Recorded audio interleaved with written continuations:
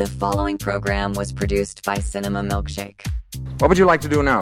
Go to the movies. Now you're talking. I could be up for that. So what have you got? The stuff that dreams are made of. What did you think? It's the greatest movie I've ever seen in my life. You're going to love this. No, sir. I didn't like it. Brilliant. Absolutely brilliant. This whole thing's a bloody farce. Good movie. It won the Academy Award Oh, for what? for best movie ever made. Oh, it's Keen. It's pure Keen. No, it's greater than Keen. It's Cougat. Why are you torturing me like this? You're gonna love this, trust me. I've lost all critical perspective. Why? Did you like that? Are you kidding? Let's all go to the movie. Woo-hoo! That's what I'm talking about. What do we got? Hold your ears, folks. It's showtime. Welcome, everybody, to another episode of Kill Me or Thrill Me. This is, of course, the podcast where I let various people recommend any movie they want to me, as long as I've never seen it before, and they're willing to come on the show to talk about it. And along the way, we like to learn a little bit about each other through our shared love of film, and ultimately find out, did their movie recommendation kill me or thrill me? Now, my guest today, I've known for over 25 years, yet only recently learned that he may indeed be an actual werewolf.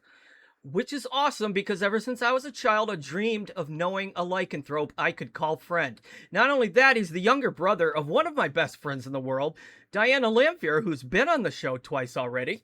Now, my guest and I once attended a Halloween party way back in the day, where he was dressed as Batman, I was dressed as Catwoman, and yes, we totally, absolutely kissed each other on the mouth.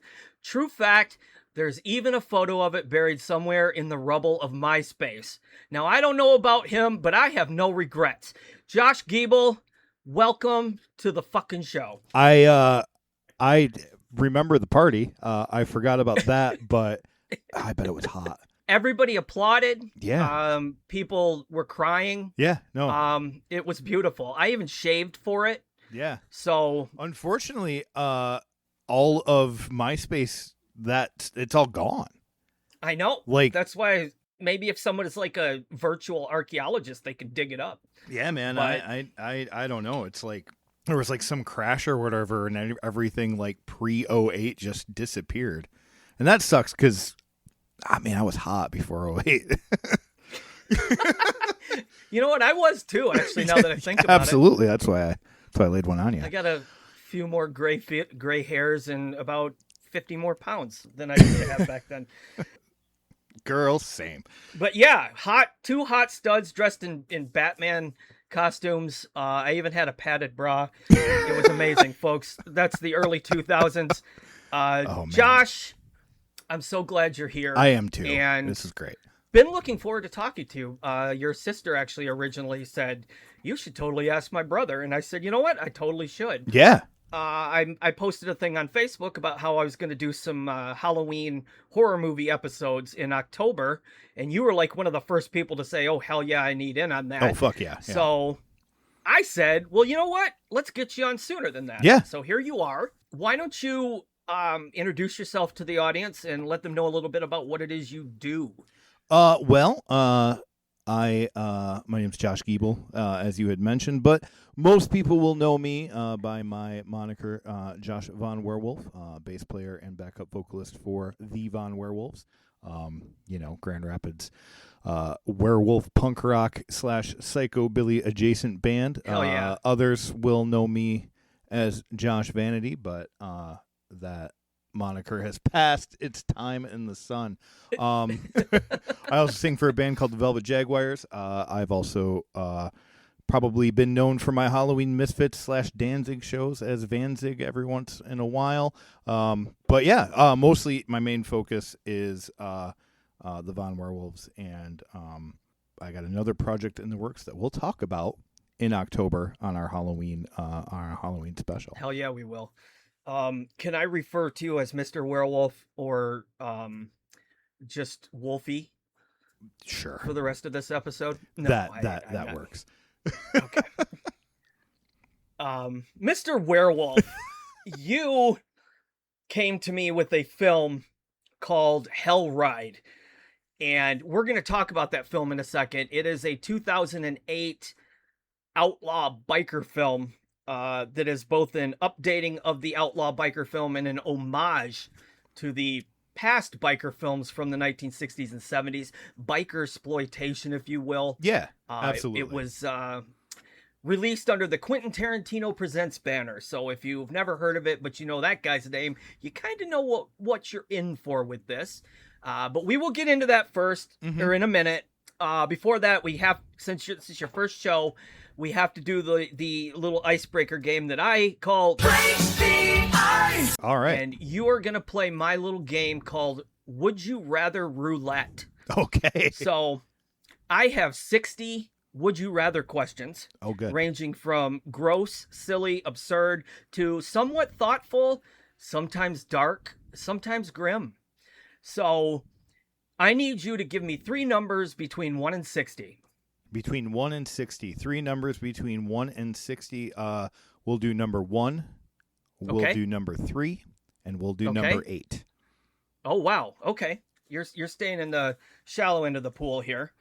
Don't want to get too far into it. Although these are random, so you may not luck out. Yeah, no. But this one's apropos because you and I were kind of talking about the end of the world as we know it before we started recording, and about how, you know, right now we have a diarrhea virus running rampant. We have half of Canada or something is on fire, and a president that's still obsessed with something that did not happen 6 years ago. And Fun. the world's first trillionaire who literally believes the Odyssey was history. Oh, for fuck's sake. Is that real? Yeah, he does. Oh. I'm pretty sure yeah. So this is a this Would You Rather question involves the extinction of humanity is what I was getting at. So would you rather accidentally cause humanity's extinction or accidentally prevent humanity's greatest achievement? Oh. Yeah. Interesting. Both are not great. Well, maybe. It depends on how you look at it. Would True. humanity's greatest achievement be its extinction? Are we a scourge, a virus on the universe? Honestly, I would like to be the cause of the end. Okay. Awesome. I mean, like, how fucking rad is that? I mean, it is. I mean, if you know, what do they say? If you can't be a good example, then be a horrible warning. Yeah, like, so, and I want it to be fucking good too. I don't want to like stumble into destroying everything like Jar Jar Binks or something. I want to press the button intentfully. Yeah. Okay. I love your honesty, and I think that's awesome. And if there is anybody I would want to be the arbiter of the end of everything, I would be happy with you being that person. I have no issues with that. It'd be great. I know it'll be a great show. It'll probably have a killer soundtrack, and go for it, man. Let me know anytime. I'm ready. Yeah, right on. Number 3. Oh boy, here you go. Another grim one. Would you rather know what day you will die, or know what day every member of your family will die? Oh, that sucks. You picked it. I think I would want to know when everybody else was going to go. You don't want to know your own? It doesn't matter. It doesn't matter. If I knew when everybody else was going to go, I could do what I could to make that not scary, or everybody's business be finished, or yeah. You know, I love my people, man. So yeah, I would want to know that. And then if it was like some like real big thing I couldn't handle, I'll just take the off ramp before then. Right. So, okay. Yeah. No, you know what? I'm kind of on your side on that. Now legally, your sister, who is an attorney, told me I don't have to answer these questions. I'm not obligated to legally. She checked everything and notarized everything, but you know, I don't want to leave you hanging. You know, I'll share my thoughts. Yeah. Now, here's your last one, and thank God this one is just stupid. Thank God. So, would you rather burp every time someone says your name or hiccup every time you blink? Burp. 100%. Every time someone says, Yeah. "Hey, Mr. Werewolf," you're going to burp. Yeah. It could be like a slapstick fucking catchphrase deal, and hiccups are goddamn awful. And you know how often people blink? Yeah. I would, like, there have been people who have had chronic hiccups, like incurable hiccups, that have fucking killed themselves because I know it's awful. So yeah, like, I wouldn't. Whatever. Like, I'm a trashy dude with tattoos. Like, nobody's gonna be shocked if I go, "Hey, what's up?" You know, like, fucking whatever. Right. Yeah. So yeah. Plus, you can just start telling people to call you something else. Mm-hmm. Yeah. Define name. Yeah, exactly. I guess I hadn't really thought of that. But see, that's why I like keeping these somewhat vague, is because then the guests can maybe try and talk their way out of things or find loopholes. So, you know, but you did good. You did good. You answered everything probably as close to how I would. Well, that's because I agree. Hiccups, I would. Fuck that. It's awful. Shoot myself. Speaking about taking the off ramp early. Yeah. Whew. All right. Well, let's get to this movie you brought me. As I said. Yeah. We're gonna. I was gonna make a joke about heading out onto the highway, looking for adventure, but I don't. That's pretty lame. No, I mean, yeah, but that's it is, but it is also, you know, that song stems from Easy Rider, which is hell yeah the best known movie of the genre, but not the best movie of the genre by any means. I would agree. I would say I'm not that familiar with this genre. I have seen a lot of biker exploitation films. I have not seen all of them, and I am no expert either on biker exploitation films or biker culture in general. So, however, as just a film goer, film lover, I think Easy Rider is obviously a very important film, but I don't think it's a very great film. Yeah, it's not even the best biker movie those actors were in. Sure. Yeah, I mean, I really like The Wild Angels with Henry Fonda. Yeah, 100%. But we can get into our thoughts on that. Yeah. We got plenty of time. So, again, released in 2008, it's sort of an action crime film that's an homage and updating of the outlaw biker films of the 1960s and 70s, written and directed by one Mr. Larry Bishop. He plays a character known as Johnny Pistolero from the Victors MC. That's a group. In fact, I should say the plot of this movie is two rival biker gangs, the Victors and the 666s, refuel their decades-old rivalry. You don't really need to know anymore, because that would kind of spoil some stuff.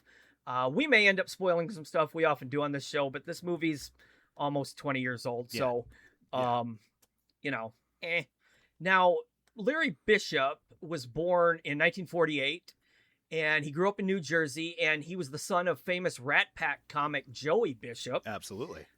Yeah, and he, after graduating high school in California, he was part of an improvisational group that included whose members included Rob Reiner, Albert Brooks, and Richard Dreyfuss. And then Larry went on to play the hook-handed drummer Abraham in the 1968 film Wild in the Streets, which I have seen. And he kind of went on from there to become one of those character actors that popped up in a lot of exploitation films, a lot of crime films. He was in some Quentin Tarantino films. He also did a lot of TV shows like The Dukes of Hazzard, Kung Fu, Laverne and Shirley, etc., etc. He did not win very many awards, or hasn't won very many awards in his career, but he did win one, and I think this one's funny. For this movie, Hell Ride, in 2008, the Women's Film Critics Circle awarded Larry Bishop Most Offensive Male Character in a movie for his role as Johnny Pistolero. I didn't know that. I don't know if it's inaccurate, but No. but I didn't realize that Hellride had gotten an award of any kind. Yeah, right. But it got that one. So just a quick look at the cast here, because several of the people in this are quite well known, and there's no reason to really get into their whole careers. One is Mr. Michael Madsen, the late Michael Madsen, who we lost last year. He plays the Gent. He's a member of the Victors. I'm sure everybody knows Michael Madsen. Yeah, from Free Willy. Yeah, from Free Willy, exactly. I knew him from Thelma and Louise, and like you said, Free Willy, and I don't know what else he did after that, but apparently some big movies. Yeah. Species, I think, was one he was in. Yeah. He danced in one, but I can't remember what it's called. He danced. Yeah. Yeah, didn't he kill a cop or something in one of them? Something like that. Yeah. I'm having trouble remembering, but if anybody knows, let us know in the comments that we're, of course, talking about Reservoir Dogs.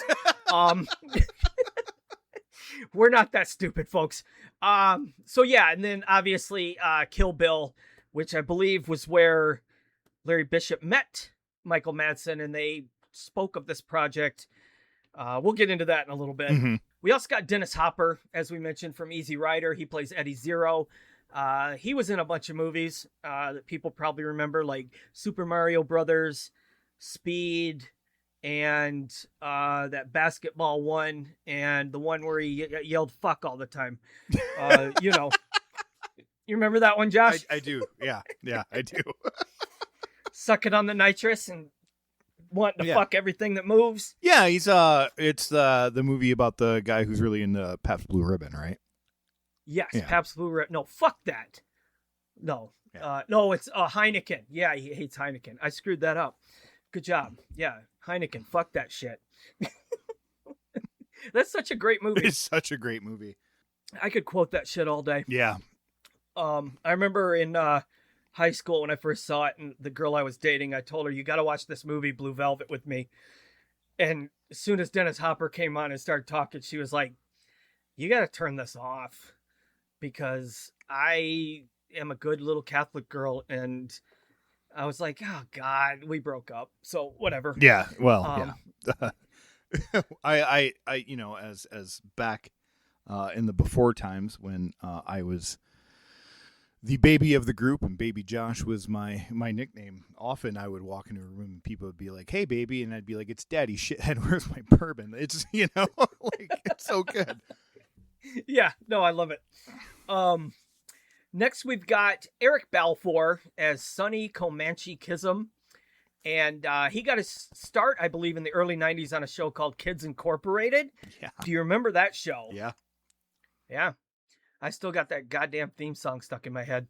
Anytime that he pops up in anything, we just refer to him as Kemper, because that is his character's name in that awful, in my opinion, awful Texas Chainsaw Massacre remake that's like a 2-hour Marilyn Manson video. Oh, yeah. Yeah, he's in that. And yeah, I hate that too. Yeah. It's really, hey, it's movie. Kemper. My wife absolutely loves that movie. She makes a great argument on why it's a good movie.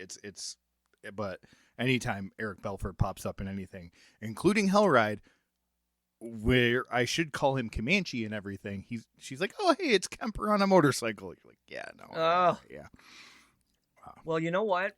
I'm so glad that I've seen that movie, because I thought about asking your wife as well to come on the show, because your sister again said both of you might like to, and I'm afraid now if she does listen to this, she's gonna hear that and want to make me watch that. But you've already seen it. I've already seen it. Sorry, Heather, you don't get to do that to me. But honestly, she has fantastic taste in film, so I bet she could find something that would be. Oh yeah, for sure. Thrilling. Yeah, I will definitely get to her, get to inviting her at some point. I know Alec Balfour. I know Eric Balfour from 6 Feet Under. I think that's where I first encountered him. Yeah. Recurring character. That's my all-time favorite TV show. That fits. But other than that, I don't know. I kind of He's feel like neither here nor there for me. I kind of feel like he like got a big mid 2000s push and then dropped off. I haven't seen him in things for years. Yeah, I haven't either. Eric, if you're out there, we love you. You can come on the show anytime. Yeah, you're not bad at acting or making movies. No, you're not at all. Plus, you were in Can't Hardly Wait, one of the best movies ever made. Oh, yeah, no shit. That's right. You're right. Yeah. So, come on, Eric. Let's talk. Yeah. We also got Vinnie Jones as Billy Wings. He, of course, is a British actor and former professional footballer, which is apropos because we're recording this during World Cup time. Oh, yeah. Is that what it's called? World Cup time? I believe so. FIFA something? Yeah. I don't know anything about it other than it's soccer. I don't either. I like my sports predetermined. Yeah. He got his start, of course, in Guy Ritchie's film Lock, Stock, and Two Smoking Barrels, and turned around and did Snatch shortly after that. And a lot of fans of the X-Men probably know him as Juggernaut from 2006's The Last Stand. And then we've also got Lenore Varela. I'm sorry if I'm pronouncing that wrong. I suck. She plays Nada. She's a Chilean-born actress, and she got her start, or she rose to fame with the title role in the 1997 television film Cleopatra, and she was also the vampire princess Nyasa Damaskinos in the 2002 Marvel Comics film Blade fucking 2. Oh, no shit. Best of the Blade movies. Yeah, that's right. I love that movie so much. It's fucking great. Yeah. Last but not least, we've got David Carradine as the Deuce. So another alum from the Kill Bill films. And he plays just a creepy old man. And has a... I don't want to spoil anything, but he has a pretty good exit from this movie. Oh, yeah. In terms of, if you like violence, folks, this movie's got a lot of violence. If you like tits, it's got a lot of tits. If you like the word fuck, it's got that in it too. So Josh, Mr. Werewolf Wolfie, man I once kissed while dressed as Catwoman, you, sir, told me behind the scenes that this was your favorite movie. It is. It is. So do you want to tell me not only why you recommended this and why it's your favorite movie, but talk to me a little bit about your interest in biker films and motorcycles in general? Yeah, I don't think I can put my thumb on where or what movie it started at. But Hellride's definitely I don't know, when it came out, I was just starting to get around that culture and it just kind of grabbed me. And honestly, I don't know, I may be one of the only people I'm not into biker exploitation movies because I'm into motorcycles. I ended up getting into motorcycles because of those movies. And okay. I don't know if it was just right place, right time, like the modern version, but it's just something about that. That movie I can comfortably say I've seen over 100 times. Wow. I don't think there's any movie I've seen that many times. I used to bring a portable when I was working at Airborne / DHL or whatever. I'd have a portable DVD player in my van and I'd just let it run. Okay. Because it was just great, and I'd have this downtime and I'd just smoke cigarettes and watch Hellride, and I'd go do some work and I'd do that some more. This was before smartphones, kids, and stuff, so there wasn't a ton to do. And then this is true. But it's I don't know. It's one of those movies that is so unrealistic, but this time kind of just passes. You turn it on and then it's done, and it has been the hour and a half or however long it runs, but I'm just kind of out of everything. It's that.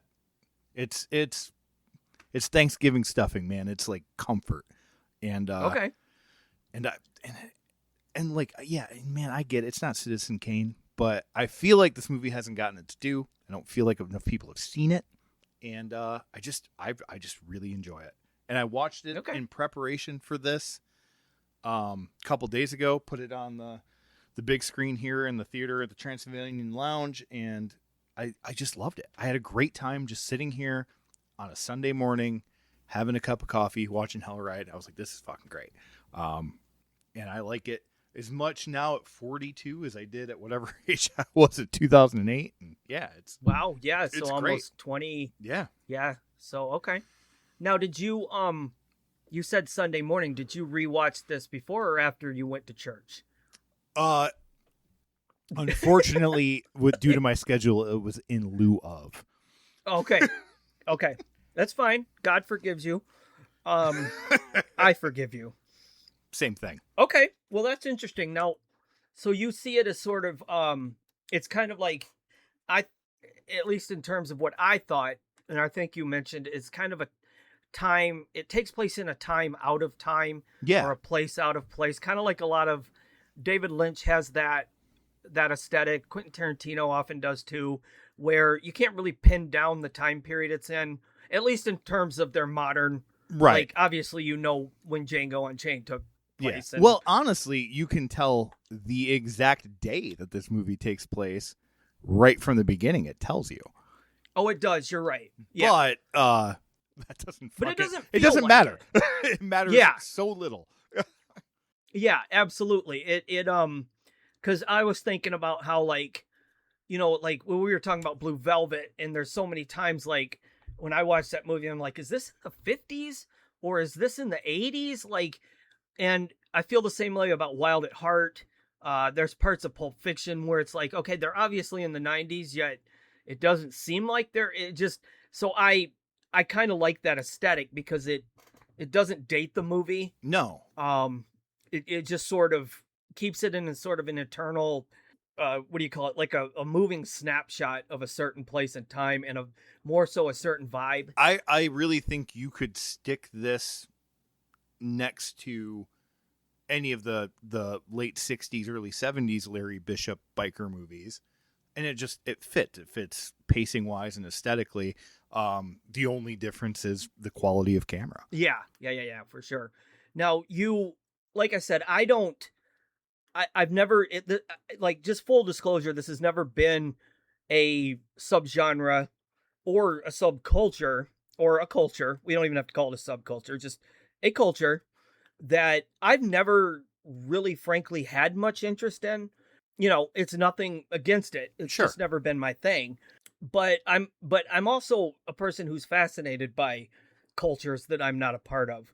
So when I was younger, these are something like the Wild Angels or something I probably would have turned my nose up at. But as I got older and started exposing myself to more, you know, films that were about other things that were out of my wheelhouse, I got to be more open-minded about it. So even if I didn't quite get it or understand why other people got it, I still love that they do. Mm-hmm. And that's not saying I love the characters in this movie or the lifestyle they live. But I understand why that would appeal to some people, or why these movies appeal to some people. So do you have a favorite?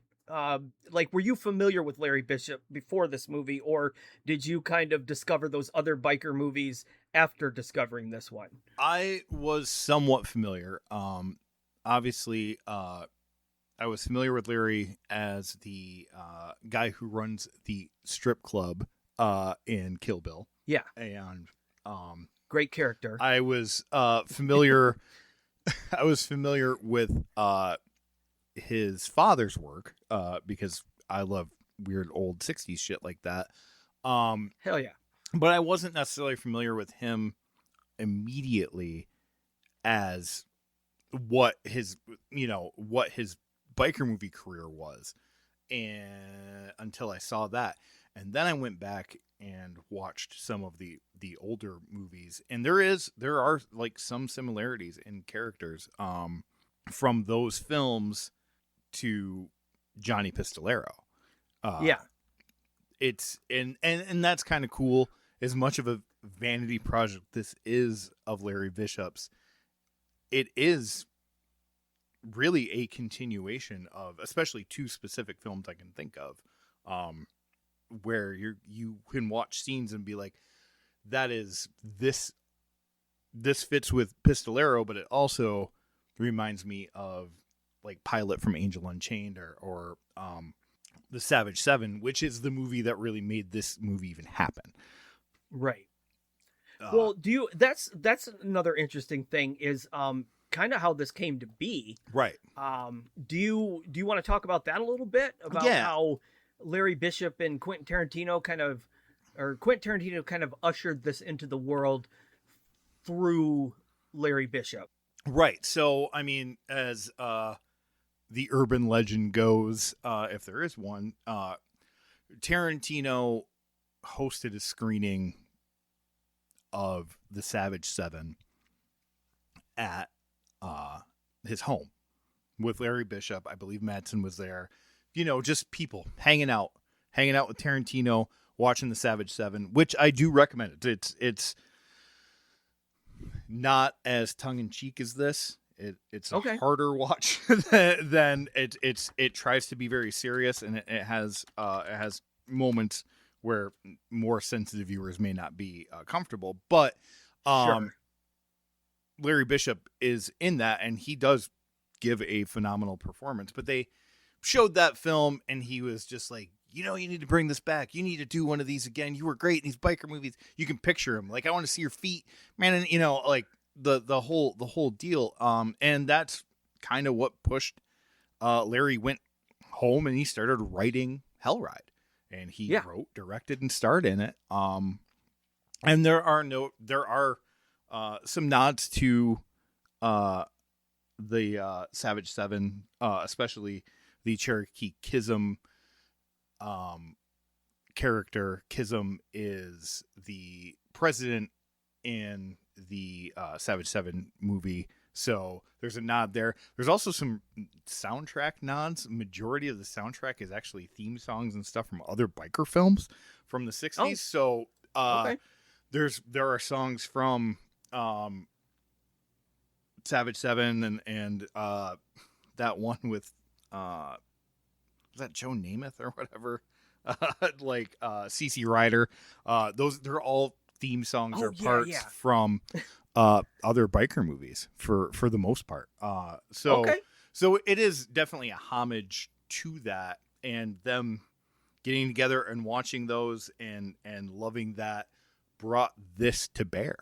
I know that, in fact, right before we recorded, when I was having a late lunch, early dinner, whatever you want to call it, I found a little making of thing, or not even a making of, but like interviews from a press conference about this movie. Mm-hmm. And Bishop was talking about how after he had that conversation with Tarantino, he went back home, and over the course of a few months or a year, I didn't quite catch the timeline. I know he sort of worked on this before the cameras rolled. It took about 2 years to develop, but apparently he wrote a novel, like a 400-page novel of the story, right, and handed it to Tarantino.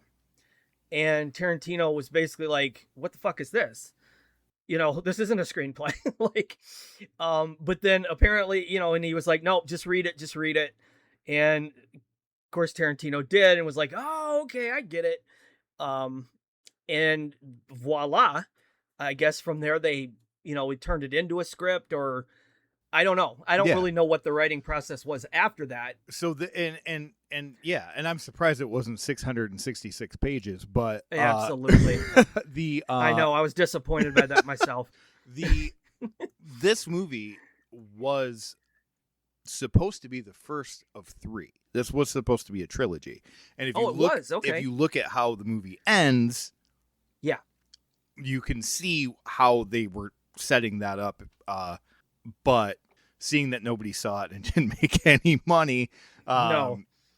That is we are just left with Hellride and our imaginations on what happened to the gent. Well, plus Madsen's gone, so right. But he, and God, man, that sucked. And it wasn't like, I love Michael Madsen. He's great. And he's a genuine, like, hardcore motorcycle guy. He made them redesign the bike his bike twice in that film. Really? Yeah, because he didn't like Okay. the first one, and he wanted a billy bike, which would be the Dennis Hop. A billy bike is what you would what you call the style of bike that Dennis Hopper rode in Easy Rider, because it's billy. With the handlebars are up a little No, higher, that's Captain America. That's Fonda. okay, Straight okay, I bars, gotcha. slim tank. That's a billy bike, and that's still like, if you build a bike like that, that's what you call it, is a billy bike. So it's initially what he wanted, and then as flamboyant as the gent was, he went with a Frisco tank, hardtail, big ape hangers, and that's why his bike is so much shinier than everybody else's. That was Matson's decision, because he loves motorcycles, and and when he passed, we can talk about Reservoir Dogs, and we can make Free Willy jokes, and he did amazing things, and I even watched a season of the British Big Brother show, Celebrity Big Brother, because Madsen was on it, and it was great because he's hilarious. But like that, when he passed, I was just like, oh man, the gent died. Because I will say that I think that character makes the film. Sure, yeah. He brings the I don't know what you'd call it. He brings the charisma to it. Yeah. He's always had a very easygoing charisma. And like, I'll be honest, like, I mean, you know me, other than kissing you and perhaps a couple of other guys throughout my life, I'm mostly straight. But I'll tell you what, the first time I saw Thelma and Louise, I had such a dude crush on that guy. Like, he was so good looking in that movie, and his hair was just so cool, and he was just so like just cool. Like, I don't want to keep repeating that word, but I just remember he just radiated cool in that movie. And which is weird, because in that movie he was originally cast to be the rapist and who would get killed, which would set off the events in the film, but he was so nice and charming they gave him a different part. Because apparently in real life, Michael Madsen had an aversion to violence. That doesn't surprise me. Yeah, like he really had a problem doing that scene in Reservoir Dogs. Yep. And which is weird, because he has played a lot of violent characters. And this movie is extremely violent.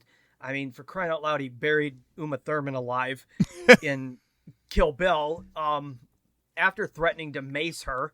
But even then, even in this and in that, the violence is so tongue in cheek, right? Like, oh sure, yeah. Like, I'm not a violent person, neither are you. But you could have buried Uma Thurman. You'd laugh about it. It's funny. Well, and it's not in context, Thurman. but I bet it is. Like, and a story that I have heard about the time Reservoir Dogs came out, and he was, I can't say he's blowing up, but he's not a nobody any longer. Right. He was at a bar that somebody worked at, and they recognized them from that film and said, I need to see your ID. And he was just like, yeah, okay. I'm obviously old enough to drink. And she looked at it, and she looked at him and said, I don't believe it. You need to prove it. And he did the dance from at the bar, and then apparently tipped very well, was very polite to everybody there. And it was all laughs. So like, I think, yeah, obviously not even close to being his last performance, but I think in the annals of Michael Madsen's career, I think this is absolutely overlooked as one of his. This is my favorite role of his, because it's really? Okay. Yeah, because you can tell he's having a good time. Oh yeah, for sure. Like, absolutely, he's loving it. And yeah, in that interview, he was talking about it, how he was like, yeah, sure, give me the script, I'll do it. Like, I don't, God bless him, but I think he took himself seriously as just a working actor, and he didn't say no a lot. Sure. Which is fine. I I would do the same. Yeah, a paycheck's a paycheck. Absolutely. And if you can make a living doing something you love, then take every job you can get. Yeah. But he was talking about how he's been riding bikes since he was 10. By bikes, I mean, motorcycles. Yeah. Not the other kind, which would be funny if Michael Madsen did just a regular like bicycle movie, like with Pee Wee Herman and the cast of Rad. But I want to see Michael Madsen in Rad. Yeah. But the Lance Armstrong story. Yeah. And he was talking about how he was like, you know what? I want to wear a tuxedo. I want this character to wear a tuxedo, and he gave his reasons for it. It was kind of cute because he was just like, yeah, I wanted to do something different with this because I didn't want to be just the usual cliche biker dude. And I guess he wanted his character to seem like he was always either late for a wedding or had left a wedding mid-ceremony.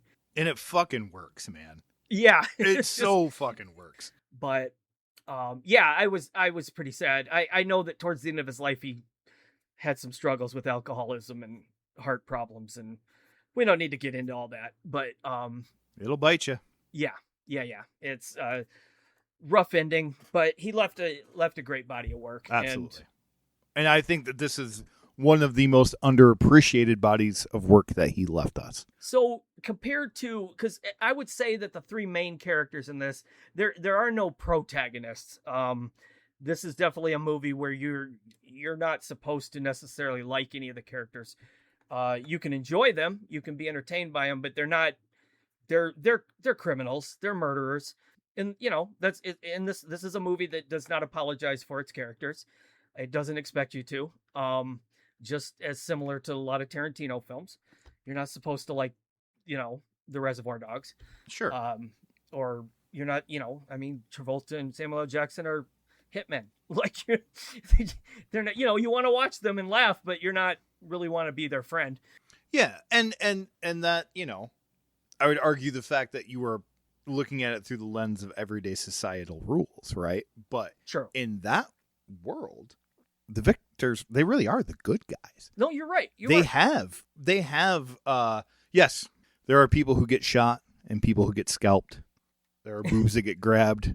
There are things that happen that may not be the way that you and I choose to live. But in that exaggerated version of that culture, the entire time they are working to a point to keep somebody's word, to help an orphan child, and to seek vengeance on those that had done somebody wrong.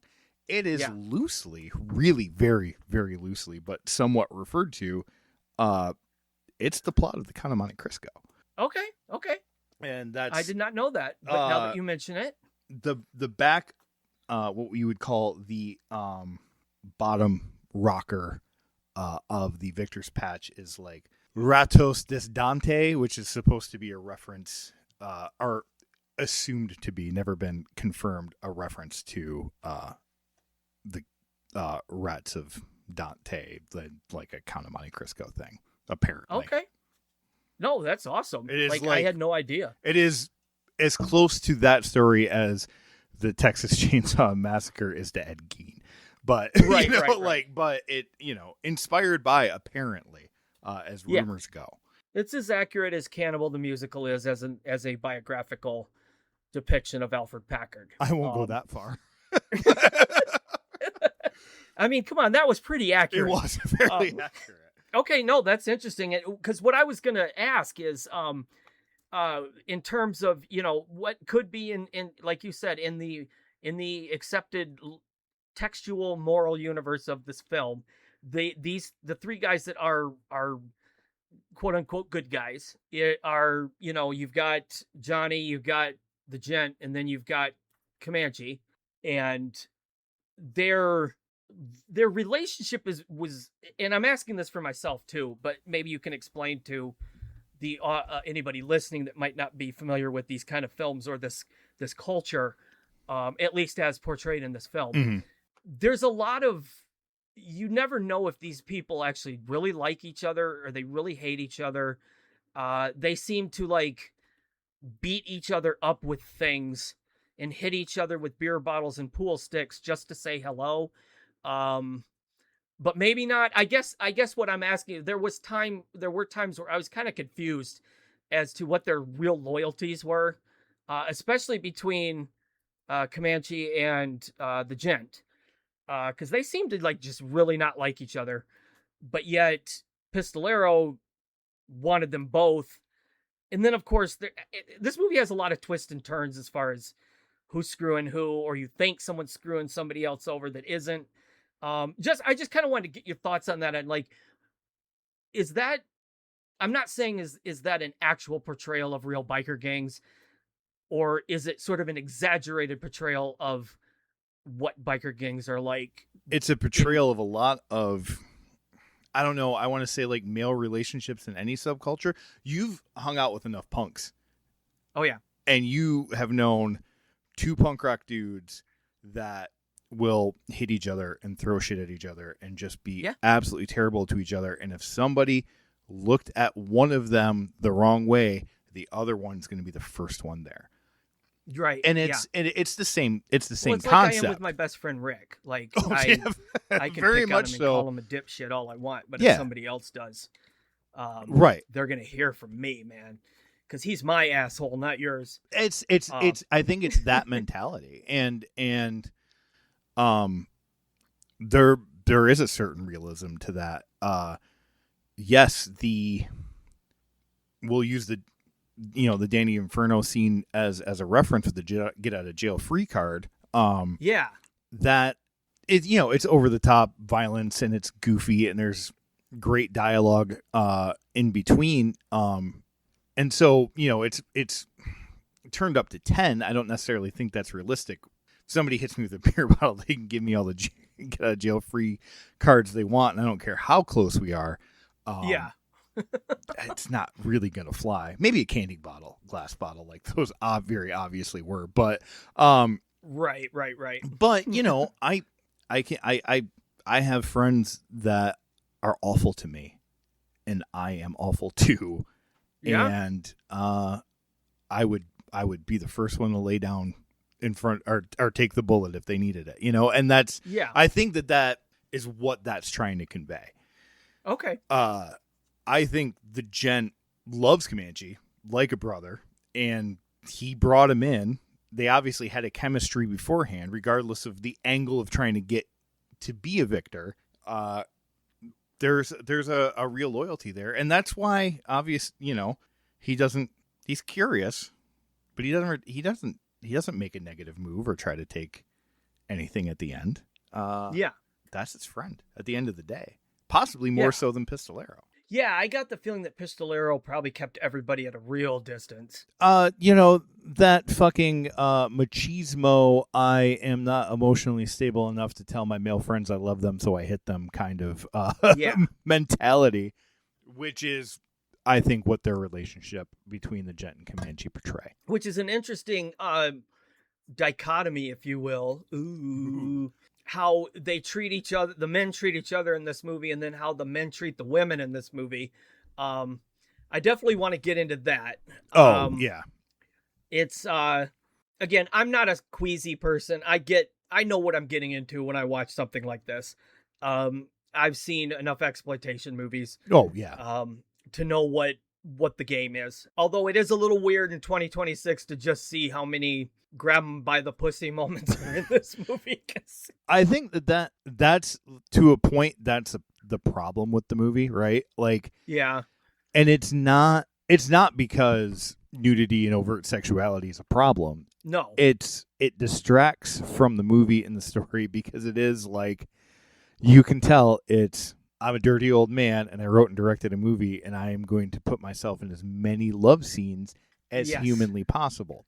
Now, yes, that is the reason that the introduction of the Nada character, which is very graphic in dialogue, and that's why that character is never naked, is she wanted to they wanted to distance her or change her from the other females in the film to give it some kind of try to give the relationship some kind of weird validity. I don't know. The what I like to call the let's fuck scene is my least favorite scene in the movie. I think thank God. Feels I think it feels weird and forced. The dialogue style fits with the rest of the movie, yet you're like, this isn't nearly as charming as a child of 6 can remember. That like it's not as witty. It's just gross and forced. And it sucks because it could be a cool scene and it is pivotal to the plot. And there's a really great Nico Case song playing, and you're just like, and here is the worst like fucking 5-minute slog. That is the only if it's your first time seeing it, you have to sit through it so you can understand why that scene is happening. But for the rest, if you watch it over again, that is the grab a beer, take a leak, get some popcorn, just let it play. It could have been an email. I don't know. Like it's just a total. It's but yeah, there's a lot of womanizing and exploitation, right? And that's kind of part of the genre. Some of it's funny. Some of it is funny. I'm not gonna lie. But some of it, especially that, is particularly uncomfortable. Well, and I'm glad you said that because I was gonna point out that like if I had I've got a few, and we'll get to this later when I talk about my opinion on the movie, but I'm not gonna lie, there's a few flaws I could point out, things that just didn't quite work for me. But I do think the stuff, I get it when they go to the titty bars and the oil wrestling and all that's fine. I'm certainly not complaining about the wonderful array of butt shots in this movie. I wouldn't be Ryan Liskey if I complained about butt shots. So, amen. But at the same time, I have seen so many of these vanity projects where it's some older guy that writes himself into a movie as the hero and just has constant sex scenes. Constant shower scenes. That is what this movie is. When you really, really boil it down to the brass tacks, it's my name's Larry Bishop and this is how I get to hang out with strippers. Yeah, and it's so like, to me it's so obvious that it just grinds the movie to a halt in certain scenes. And the one you just mentioned where he walks in and she's like, you better fuck me before you never want to fuck me again. And it's, oh God. And they just keep going. And then I would also say, I don't know how you feel about it, but I think the one where he meets her in the desert on her bike and they start talking about him being a fireman and how her pussy's on fire. I thought that was awful too. It's the same thing. It's a little less annoying because she does stab him with an arrow. That's true. But again, and I guess that's another problem with this. And I can critique something that I love that much is, again, this is a pivotal plot point. Moment. We are leading up to kind of unveiling a lot of the poorly foreshadowed things, and we have to sit through that beforehand. Where we could have focused on the manuscript or focused on the fact that she rode this amazing custom vintage Indian that just sits in the background. I feel like her character is kind of stifled by those scenes. I think her performance is good in other scenes, and I think that it's like an important character, but you don't get that the only thing that's holding him back from having a real relationship is his hang up from 1976 and the Cherokee Kism thing and the treasure, and you don't, because it's muddied by these poorly executed overtly sexual themes that I'm not against, but if you take that and then I'll take the strip club scene that Larry Bishop is not involved in, where it's Michael Madsen and Goody Two Shoes and the other two guys, and they're this is the future Mrs. Gent and all of that. Yeah. That scene has oil wrestling and strippers and all kinds of stuff, and it doesn't feel that gross. No, it feels like just it feels fits. part of it. Yeah. Yeah. Also, fun fact, one of the oil, I don't know if it's one of the oil wrestlers, but one of the topless women in that scene is Diana Prince, also known as Darcy the Mail Girl from The Last Drive-In. Oh, really? Yeah, she's in the background, and she is credited in the credits. But I have yet to be able to be like, oh, there she is. But yeah, yeah. So yeah, I mean I think that's one of the big flaws with Hellride, and I think that is one of the things that kind of kept it from being more popular than it is. Yeah, I would. Well, yeah, I mean, it could be. I think just in the fact that this is such a niche, it was purposely made, according to Larry Bishop, it was purposely made to be nihilistic. It was sort of a fuck you movie. Like, we don't care what you think of us. Like, the characters in the movie don't care what you think of them. So I get all that. That's fine. I have no issues with that whatsoever. But I mean, if you most look at exploitation movies are like that. Like, you take them for what they are, or else get out of the room. If you take the genre of motorcycle media, outlaw motorcycle media as a bigger thing, like, it's not too shortly after this that Sons of Anarchy becomes the biggest thing on the planet.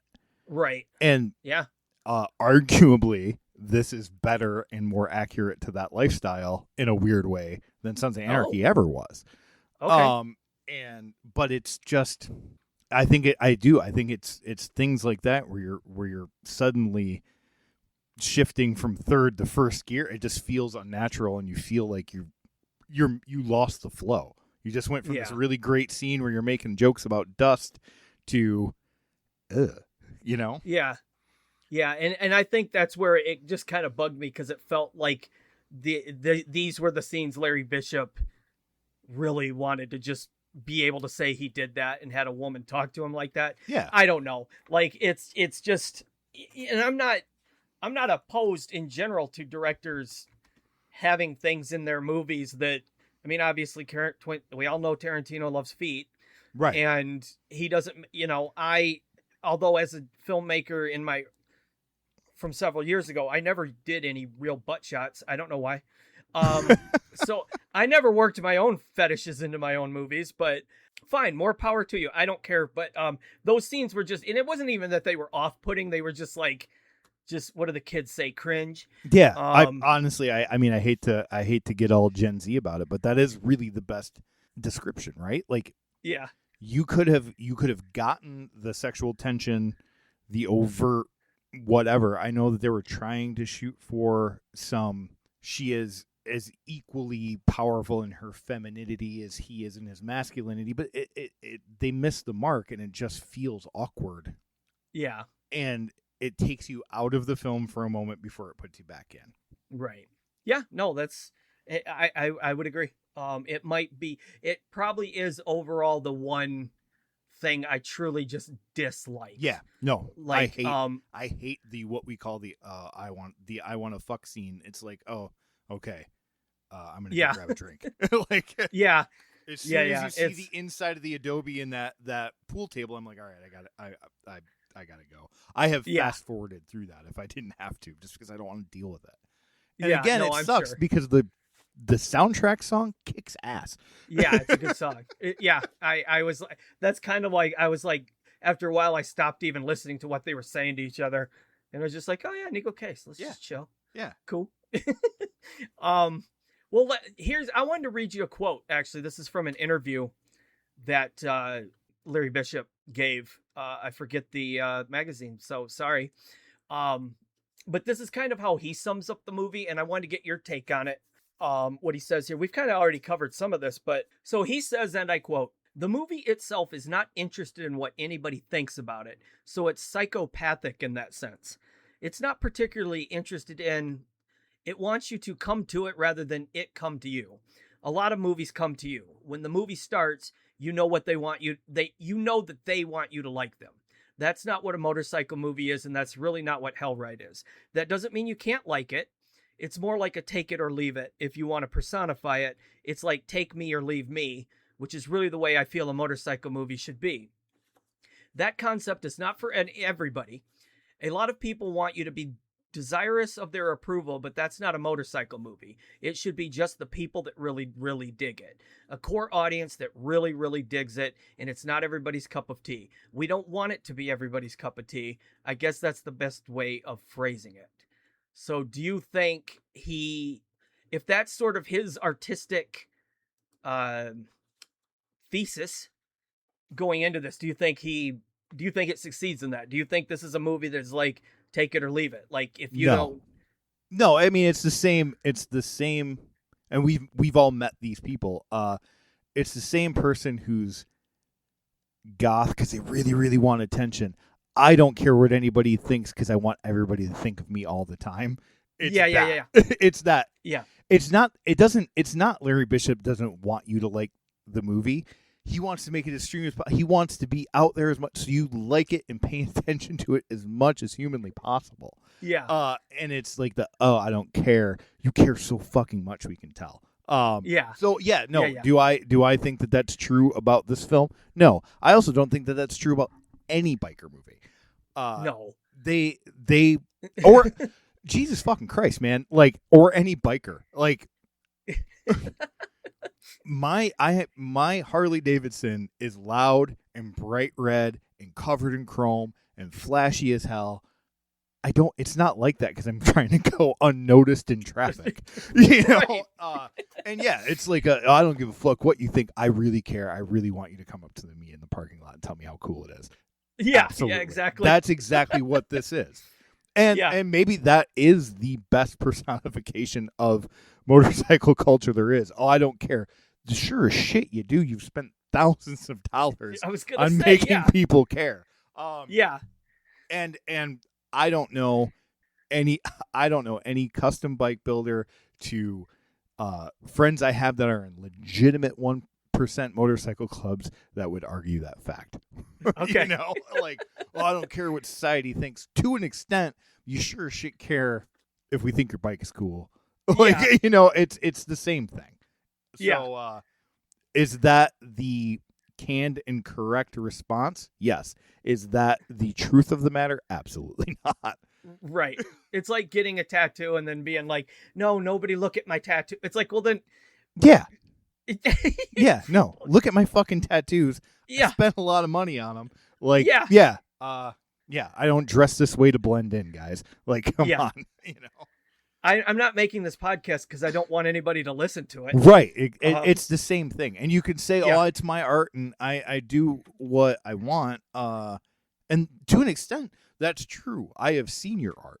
You have made my favorite short film of all time. I'd love to see a return of my favorite author, J.D. Strickland, someday. Oh, but, boy. Yeah. We don't do any of this. We're not doing this. I'm not in the band. Larry didn't make the goddamn movie to have nobody. Oh, you can come to it. No. It's available on Blu-ray. It'll come to you. Yeah. You have to pay for it, but don't pay for it. It's the. Don't watch it on Tubi. Anybody listening, it's cut to shit, and you will miss. Oh. So much. All of the things that we have just talked about when we're talking about the exploitation aspects are pretty much just gone. So what is it? A half an hour long then? Like, yeah, right. Like, yeah. They talk about a safety deposit box. He goes, "I'm an owl," and then they're right away. Like that's right. It, you know. It's like that time when I was still living at my parents' house. I came home and my dad was watching Seven on network TV, and within like 10 minutes, I'm like, Dad, do you even know what's going on in this movie? Because they are literally cutting everything that happens. Like, they don't show anything. You don't hear anything. And I'm like, he's like, yeah, I think there's a guy killing people. I'm like, oh my God. Why are you showing Seven on network television? Yeah, right. You can't cut stuff out of that movie and expect people to still understand what's going on. It'd be like, let's just cut out all the F words from Goodfellas and show it on PBS. Yeah. Like, yeah, that's not going to work. a couple of guys getting a sandwich. Yeah. Just eating a sandwich. It's a friggin' good sandwich. Yeah, okay. Yeah, that's funny. Because I didn't know. Like, I read that and I'm like, okay, maybe that's what being a biker's all about, and that's what these movies are all about. So it's kind of funny that you're just like, I'm taking the kayfabe out of it. Like, this is the reality of the situation here, folks. We don't care because we care so much. Yeah. I mean, that's, look at the world's first trillionaire will tell you all the time he doesn't give a shit what anybody thinks about him yet. Come on, dude, you build giant penis rockets and you bought a social network site just because you don't care what people think about you. Yeah, you were bald when you were running PayPal. What happened, guy? Yeah, exactly. How are your kids doing? All 47 of them? Is there really that many body shields out there? Yeah, I know, right? I think that's what he's got them named now. It's just Body Shield 1 through 47. Fuck that guy. Yeah, anyway, 100%. I think I've said that at least 25 times on this podcast, and I've only done 18 episodes. Yeah, well, fuck them. Yeah, exactly. Okay, so here's my next question for you. Just as someone who's seen this movie, like you said, close to 100 times, if not more, how do you feel about Larry Bishop in this movie? Like not so much his character, but his acting. So I like it. Okay. I get it. I get what he's going for. I think that he portrays that character really well. And I get where maybe that doesn't come across if you're just watching it on its own. Yeah. But I would say, I think it's from like 68, 71, somewhere in that ballpark. A movie called Angel Unchained. Where it is a biker that leaves his biker club, goes to stay with a group of hippies on a commune. The hippies get attacked by redneck dune buggy gang. Really? Okay. Yes. And then he has to go back to his old motorcycle club and get help to stop the rednecks. Like, I'm talking cowboy hats and fucking dune buggies, like Volkswagen powered dune buggies. And Larry Bishop plays a character named Pilot. He's a president of the Angels because everything was, trying to capitalize off the Hells Angels craze at that time.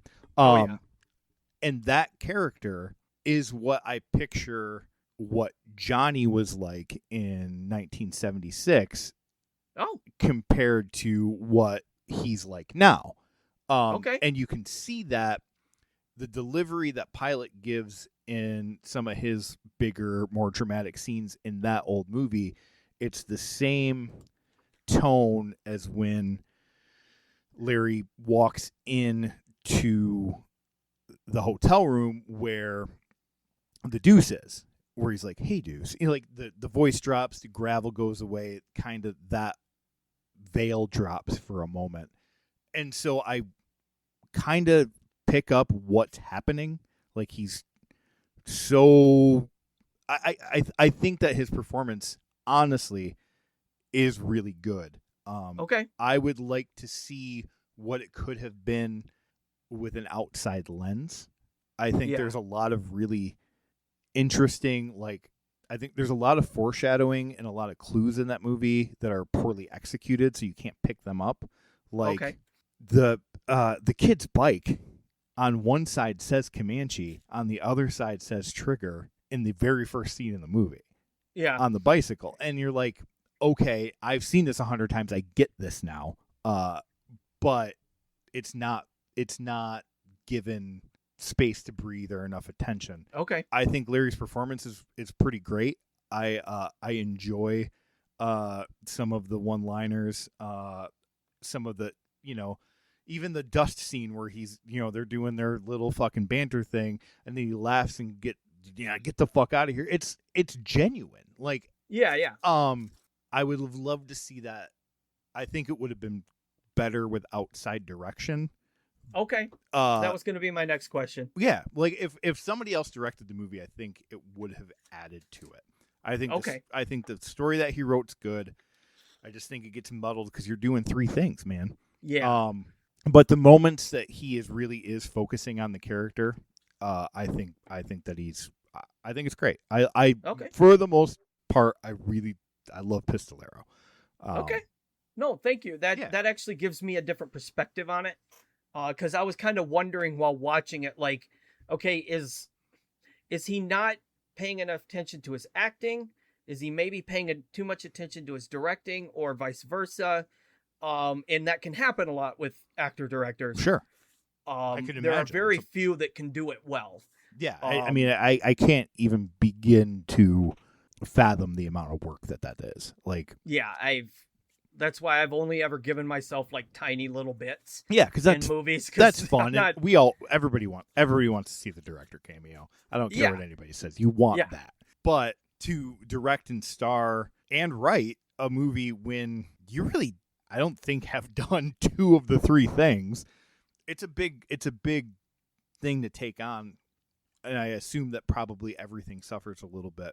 But there are some real moments that I think he gives like a really stellar performance. Okay.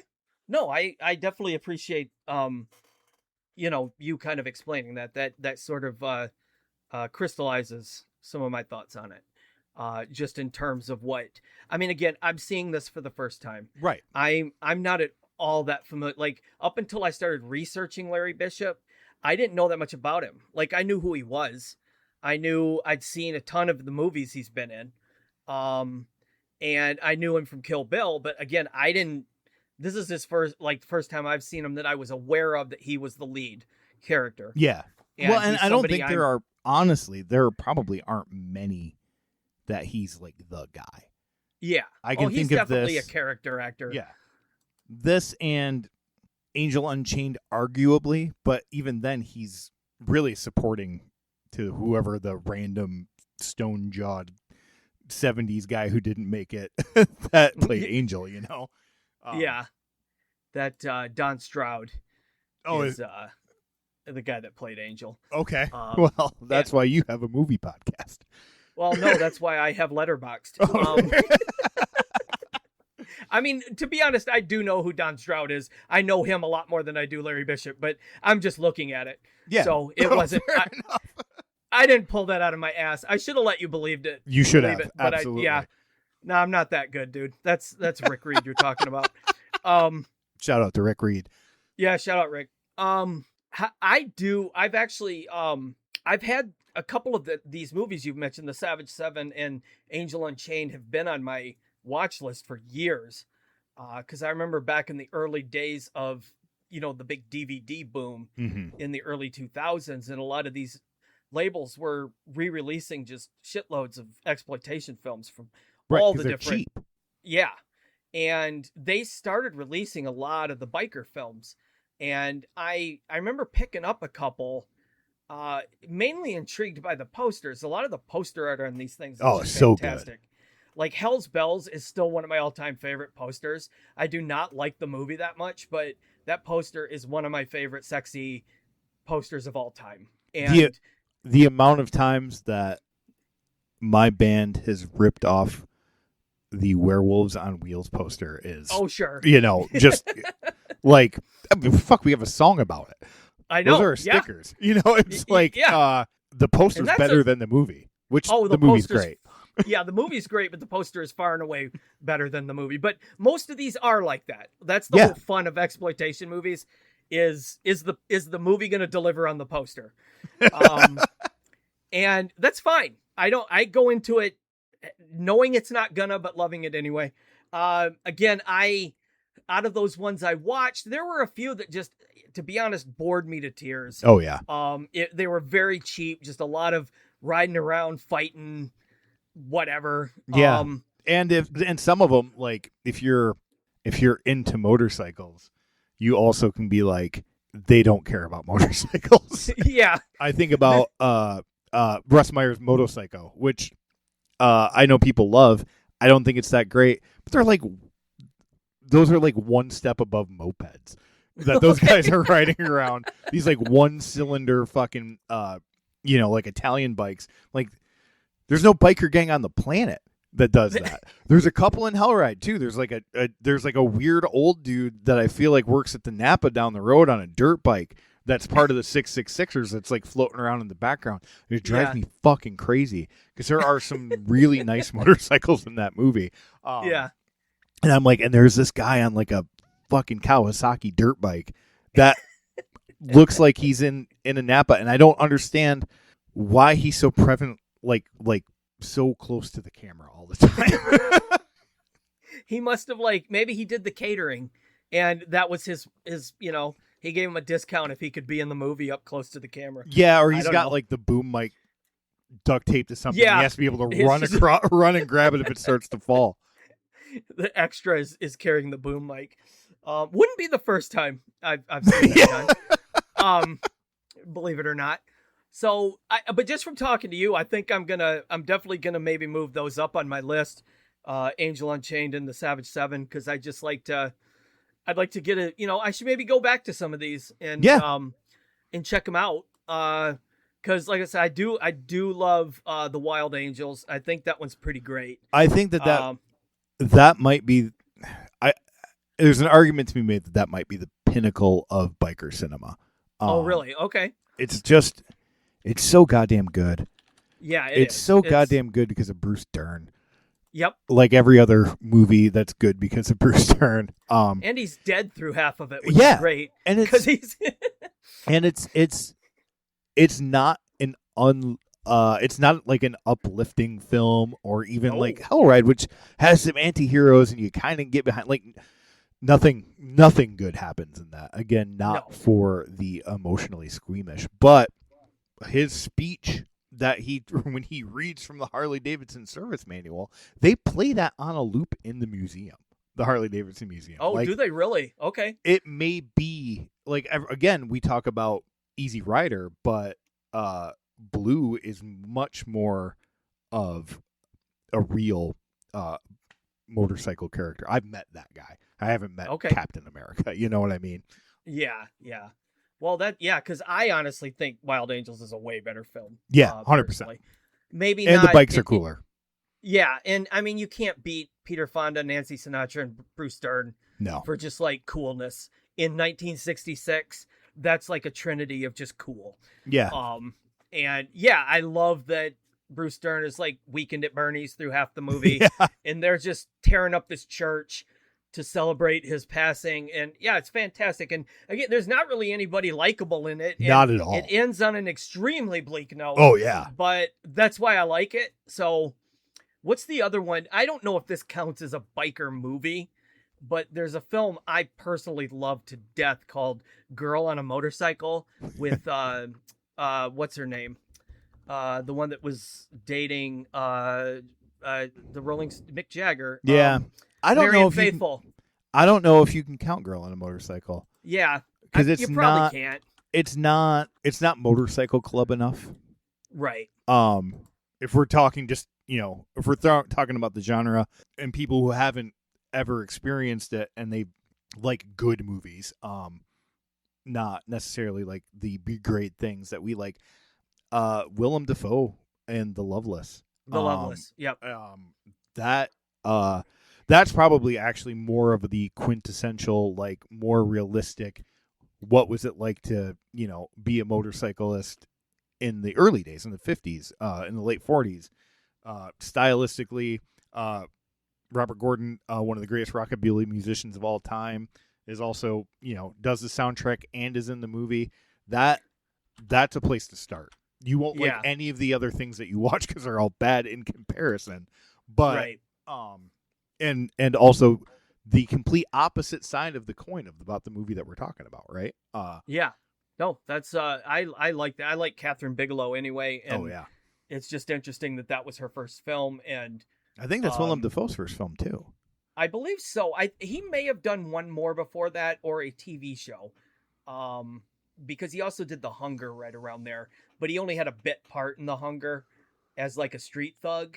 Mm-hmm. Although it's one of those blink and you miss it, but because he's William Dafoe, you cannot miss it. You can't miss it, right? Yeah, because you don't forget that face. Right, and that's also a funny thing about The Loveless too, is because they are trying to like push him as like a heartthrob. Oh yeah.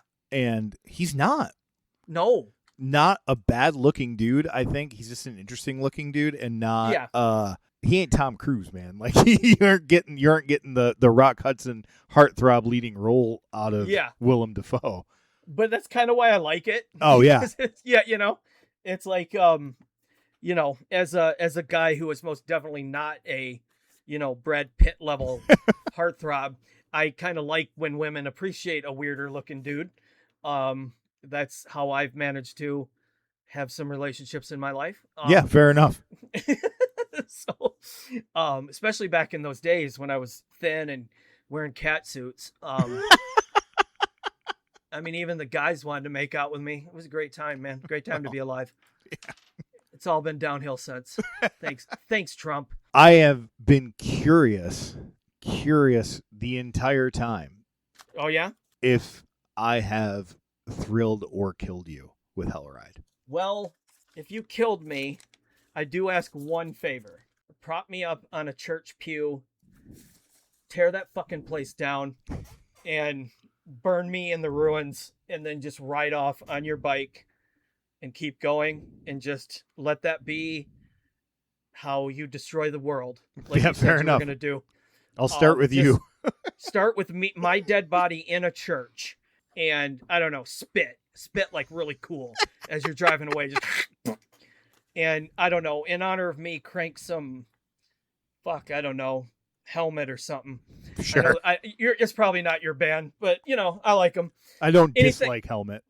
Yeah. Okay. Anything. Just I trust your judgment. Maybe Seek and Destroy by Metallica. That might be cool. I'm kidding. Josh, I'll tell you what I thought of this movie. You like I said, you crystallized a couple things for me. I did struggle with Larry Bishop at first. I'm not going to lie. I just, but maybe it's because he's standing next to, Michael Madsen the whole time. It's like, well, I'm drawn to Michael Madsen. Yeah. He's got that charisma. Larry Bishop seems to he's more subdued in this movie.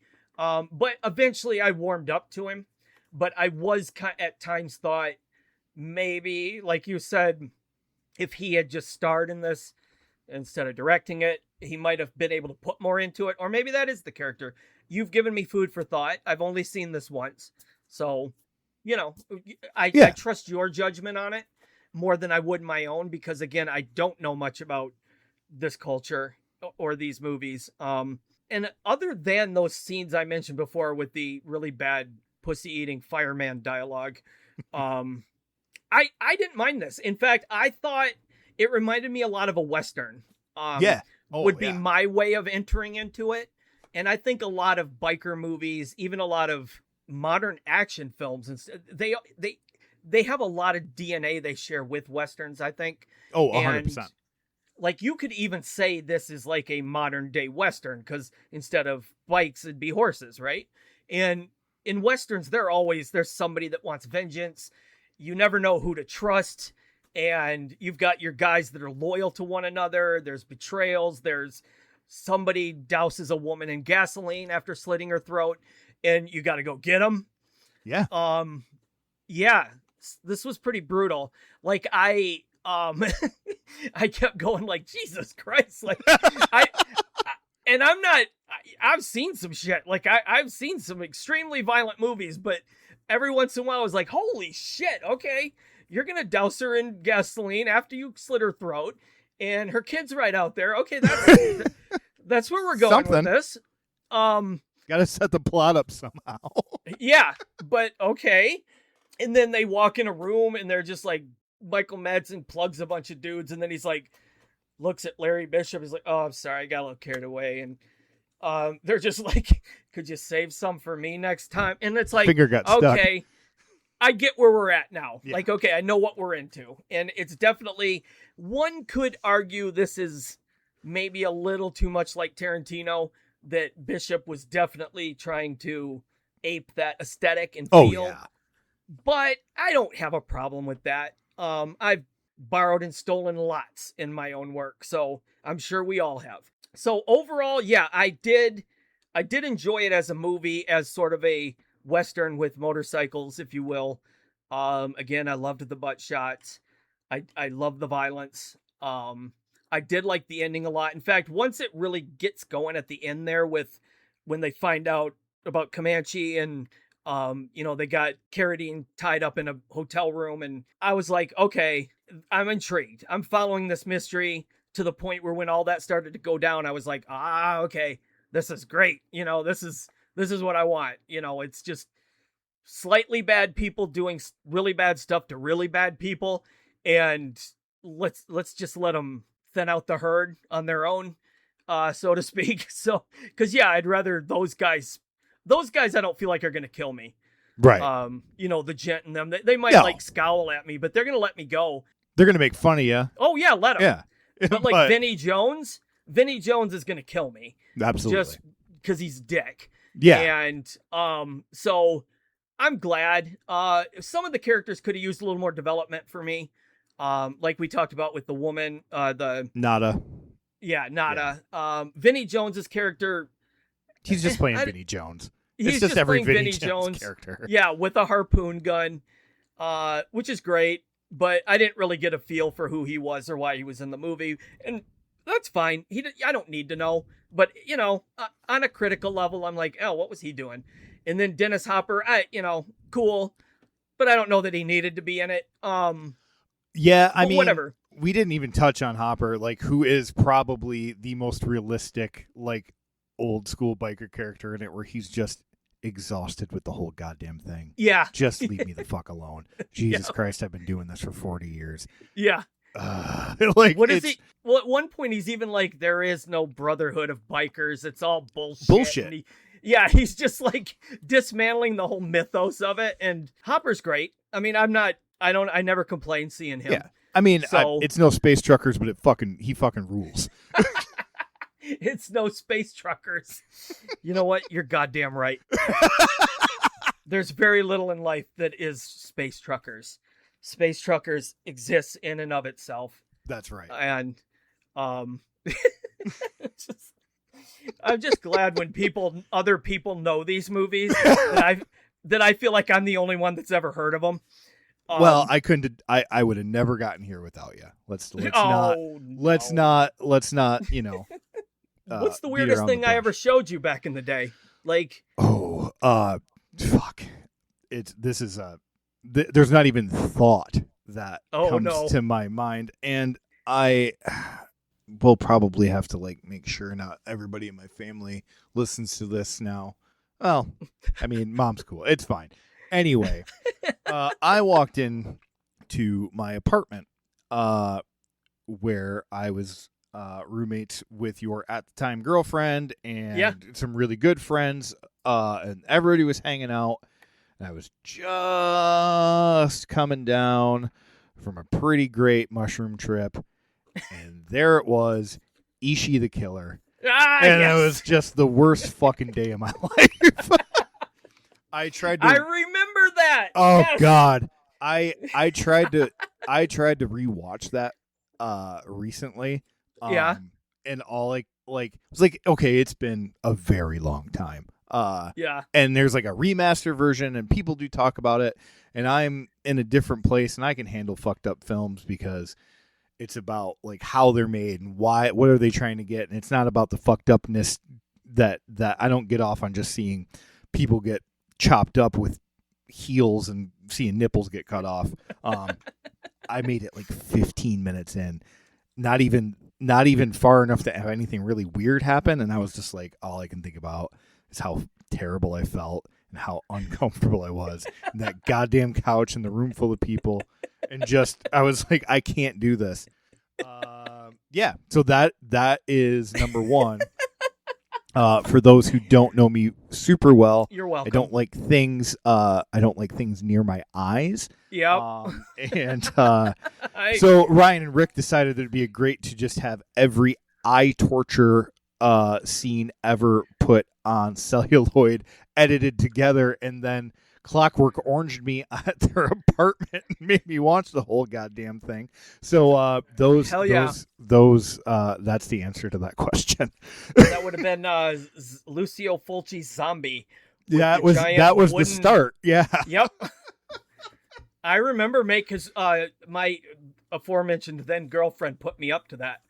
because I it was believe we that. were putting together a tape of just background visuals for our Halloween party. Right, which were always the fucking best. Yeah, though that one at the Temple of Doom was legendary. I'm still so happy that I was able to throw that party. Well, that's not the only one too, because the Rick Reed, Morticia Adams follow up party the next year was just as fucking raucous. Yeah, that was pretty bad. I barely remember that night, but I do remember it was great. Yeah, those were the days. I can't do that anymore. No, it hurts now. It's beyond hurt. Like my soul cries. Yeah. When I have to get up and I've had like one sip of wine the night before. Yeah, 3 days later. Edibles don't do that to me. No, Hell no, yeah, sir. we're in Michigan. Woo. So yeah, Josh, this was fun. I'm not gonna lie. I don't think I don't know that I loved it. But I just don't know that it's for me. I can see why someone who's a little more immersed in the culture and these movies would probably really dig it. And perhaps if I was to watch it again after talking to you, I would probably appreciate other aspects of it more. Sure. But that's not a bad thing. That's just me being like, just my first viewing. Yeah, absolutely. So, but I'm definitely happy I watched it. It was very interesting. I always like a good vanity project. I do. I'm kind of a sucker for vanity projects. And I like indie films. I like when someone just has a vision and very little money and just goes for it. And he did. So I applaud him for that. And he got a good cast and they all sell it. They do their job. I know that Eric Balfour was one of the few in the cast that hadn't really ever ridden a motorcycle before. No, and he learned to ride the hardest fucking motorcycle on the planet to ride. Yeah, that's what Michael Madsen was saying. Like he had to ride the one that like even hardcore bikers have a trouble adjusting to it. I've ridden so many motorcycles. I worked in the industry. I've worked in the motorcycle business. It's a big business. Yeah. I have old bikes. I have bikes that shift on. I've been riding for 15 some odd years now. And if you were to put that Indian in front of me today, I know exactly how it works, and I couldn't get out of the driveway. Not a fucking chance. I'm not gonna try it then. One of these days, I need to just get on a motorcycle and go. Fuck yeah, you do. I've never done it. Like I've do never. I think when I was a kid, an uncle might have drove me around the yard real slow. But I don't know. Maybe someday I can hop on back of yours. We can I'll hold your waist.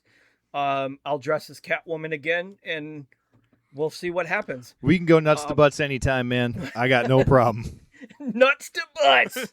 I love it. All right. Well, thank you, sir. It's been my pleasure. Oh, good. And you definitely are coming back because you are bringing me a spooky, ooky, kooky, creepy Halloween movie, which I haven't watched yet, but we will. So yeah, you're definitely coming back for that. I am so pumped about that. Yeah, I'm looking forward to it too. It looks like I'm going to be doing 2 episodes a week for that Fuck month. yeah. So I'm going to be Hell busy. yeah. We're going to be thrilled and killed the entire month of October. Hell I yeah, can't that's wait. what I'm here for. This is my life's blood. So you'll definitely be coming back then, and maybe then we could talk a little bit more about the band. Because, Werewolves, Halloween. Yeah.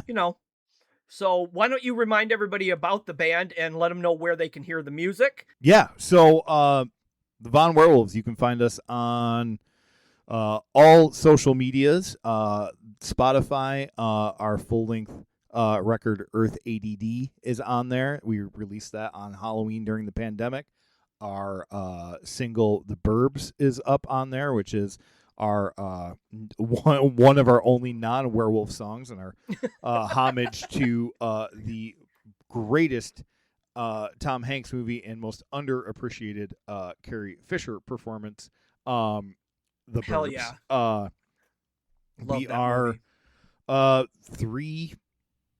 3 werewolves that have decided that playing punk rock is probably the best expression of our condition. I you know what? You're not wrong.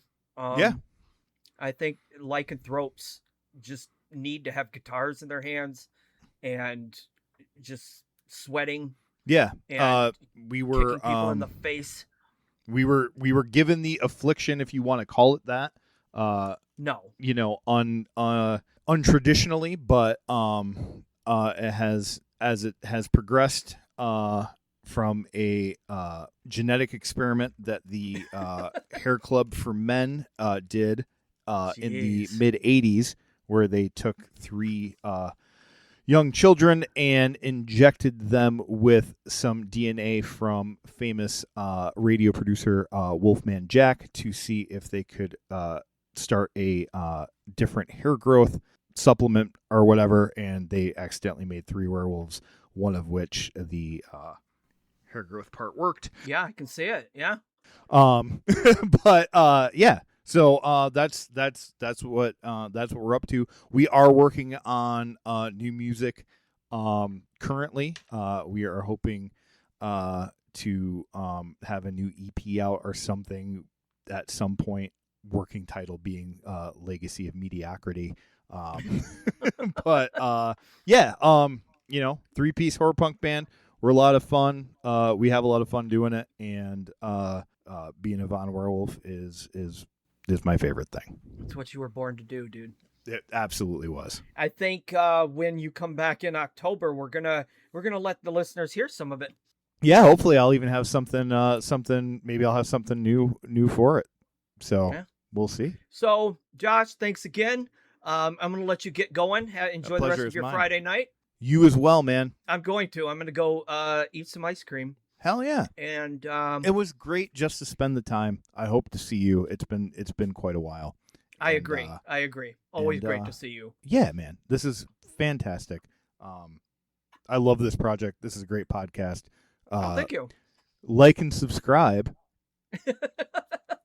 as the kids say. Yeah, hit that like button. Smash all the follows and the TikTokers. 5-star ratings. Leave comments. All go. The shit. Like and follow. Like and thrope. Love it. Damn it. Hell yeah. Hey everybody, thanks so much for listening. Now, I'm a big believer in supporting the podcast community. Well, some of you anyway. So, hey, if you like movies and you like listening to people talk about them, then these are some shows I think you might dig.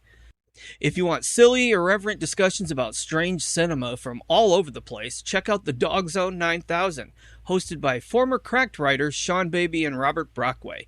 And if you do, tell them they need to bring me on their show.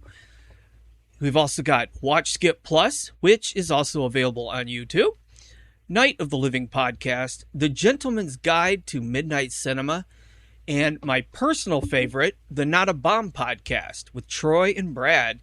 Saved my life, kinda. If you love all things Star Wars, then definitely listen to Blast Points. And if you love all things Sam Raimi, then check out my friend Christy Jett and her friend Anna on the Raimi Cast.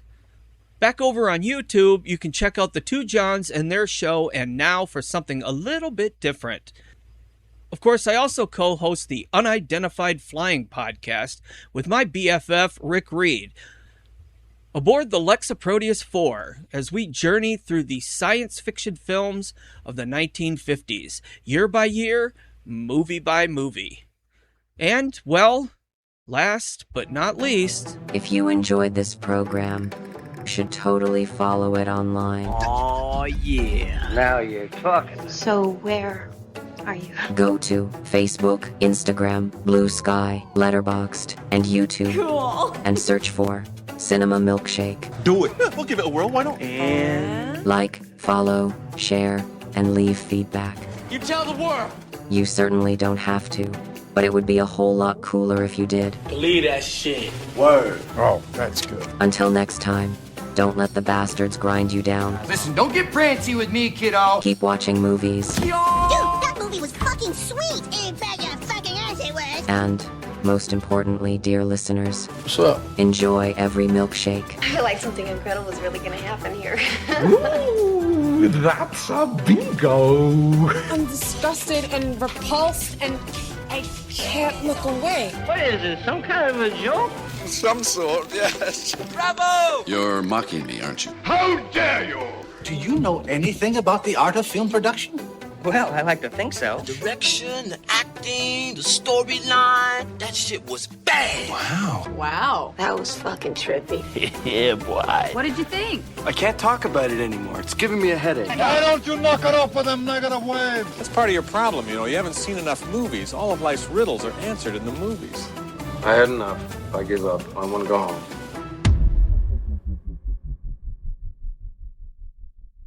Do you accept the Lord Satan as the supreme being and evil your salvation?